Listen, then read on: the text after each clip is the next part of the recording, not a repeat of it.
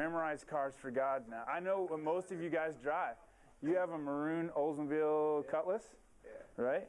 Yeah, I mean, there's one guy, I kind of freaked him out a couple weeks ago. I'm like, oh, you upgraded to a minivan. Are you expecting? Or like, what, you know, like, and it's really cool. He ended up at my table at TruthWorks, and we've become friends. Different people like that. I mean, it's really cool. Drew is the only dark Altima with a spoiler in our church. I mean, there's just certain things like that. Now, you can call me Rain Man or whatever, but there's been times when God's used that. When the gal who, I don't know, she still works here on Saturday mornings, is the gal who came to Christ? The earlier one. Anyway, we'd invited her here on a Saturday morning to come to church. And everyone else is like, hey, we hope to see you tomorrow. Hey, we hope to see you tomorrow. Rain Man that I am, I said, what do you drive? And she's like, I drive a white Ford Escape. And I said, well, I'll look for you. So we got in to pray that morning, and I got all the guys in the circle. I'm like, we're going to pray for such and such who drives a white Escape. And if you see a white Escape pulling through this front gate, you let me know. And I'm going to go free, and someone come take my spot. Sure enough, she comes through. I found out which service she's going to come to. A white Escape. Donald comes on the radio. We got a white Escape. He gets around to me. I go to her car, meet her at her door, say, we're glad to see you. I'm really glad you came today. She's like, I don't know where to go. And I said, well, you can walk right here, and there'll be someone there. She gets to that door, and it was Bridges at the door. And Bridges' brother used to date her or her sister or something like that. Really cool story. So she had a God connection there. And then she went in, and she accepted Christ. God used me having a freakish wonder of what this woman drives to be the first face going in. And we get that all the time. Same thing with my writing. I have a degree in writing. For my work, I don't do writing. I'm a graphic designer by trade. I've got this degree in the wall that's wasting away pretty much, I thought. And I was at dinner with Woody and Nan one night. My wife was on a trip like she is now. And Nan has a great benevolence. She said, we need to feed you. We don't want you to go hungry. So they invited me over for dinner. And I was telling them about how I was starting this blog and this national article. I write for an international magazine, and I have this blog. And I'm like, how are you using that for God? And I really wrestled. I'm like, well, I'm using it for business. And they challenged me, how would I use it for God? So now, every one of my blog posts, just about, I would say a good 95% of my posts that go out, I've got 200 people that subscribe to read this around the world. Each one ends with a spiritual application of that secular principle. Now, I don't know the impact, but I've had people who I've never had a spiritual conversation with from my client list, or they work for my client, and they'll just write me up and go, can you pray for me? I have never told them I'm a Christian. I don't tell them I'm going to church. Like, there's no label there. But someone's reading that part of my article, and I know because I can see on the Google Analytics that they're clicking on it and reading it. Writing encouragement notes. Guys, hey, you got words. Where are you spending them?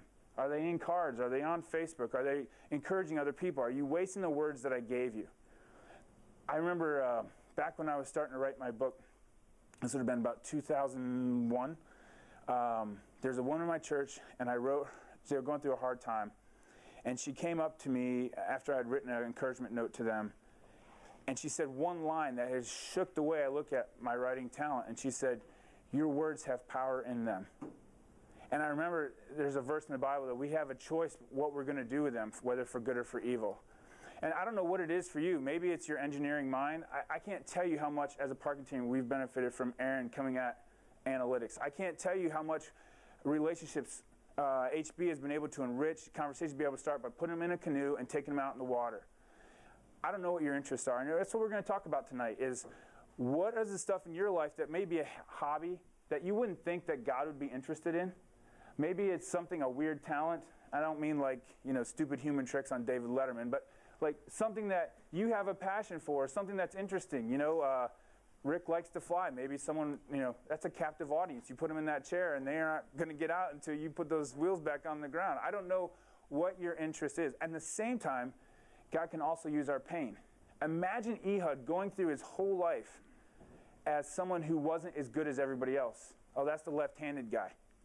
Even the Bible, that's the only way they described him. He's the left-handed guy. Like, that's all he's known as. And so he took something that could have been a pejorative, something that was negative in his life. Some Bible scholars even think that he may have been handicapped with his right arm, so he was forced to use his right arm. So he took his handicap. So there's a lot of pain that we've worked through in these tables. And I'm not going to tell you here how God's going to use that. That's what I'm going to send you home with homework for, to pray about and say, hey, some of the guys in this room have a Bible degree.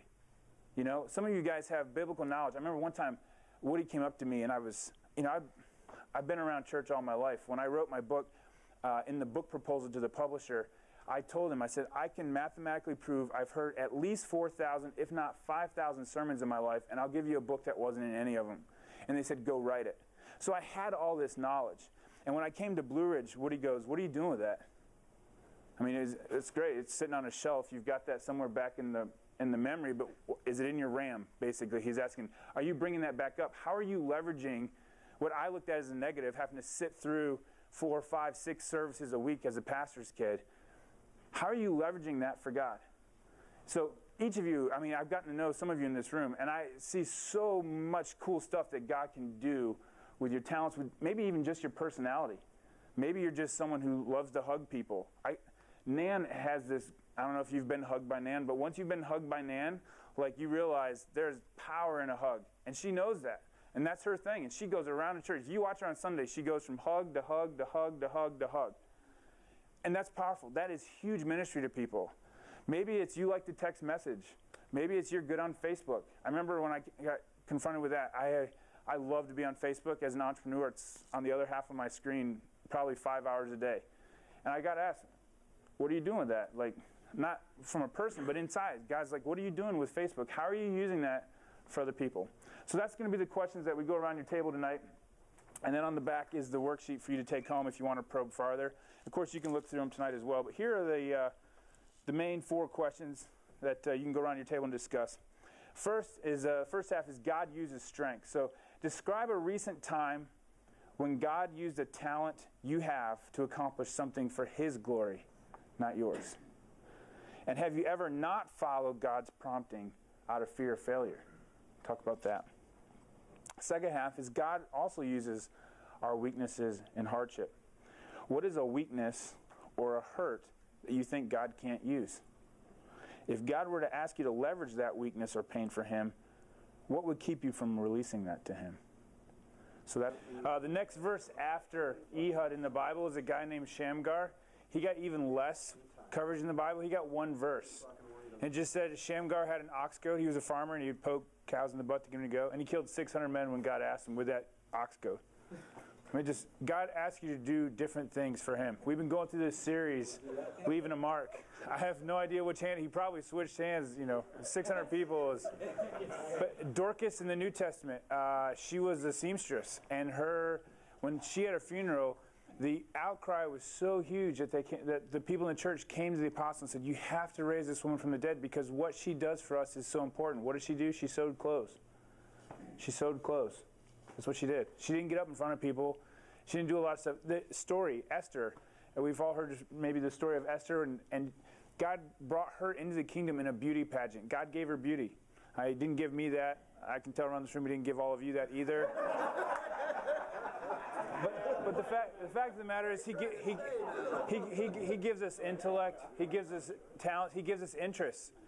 Maybe it's sports, maybe it's inviting someone out to play. I know Woody has taken people around the world and changed lives when people go hiking with him. So I don't know what it is, but I want to challenge you to leave your mark. That's the series we've been doing in church. And Manny brought this tonight. This is awesome. This is from Andy Stanley. It says, living to make my mark is too small a thing to give my life to. But if we are in position to make a mark for God, that's what makes living worth living. So it's not about us making a mark. We can feel good. That was one of the things we talked about at my table was it's not just enough to do something nice and feel good about it. The world does that. We bring something different. So I tell my boys on Sunday morning at parking, there's tons of places around the country where customer service people are taught to smile and wave, and they can be friendly. We've seen the videos on YouTube, etc., and there's no God in that. The difference is, what are you doing to leverage the God end of that? What are you doing to leverage the part that's only your life, only your talents, only your backstory, only your weaknesses for others? And I'm really glad to hear what God has been doing around the tables tonight. So I'm going to pray, and then we can go back to our tables. I know there's prayer yet to be had. There's talks left to be had, but you're free to go after that. So let's close in prayer.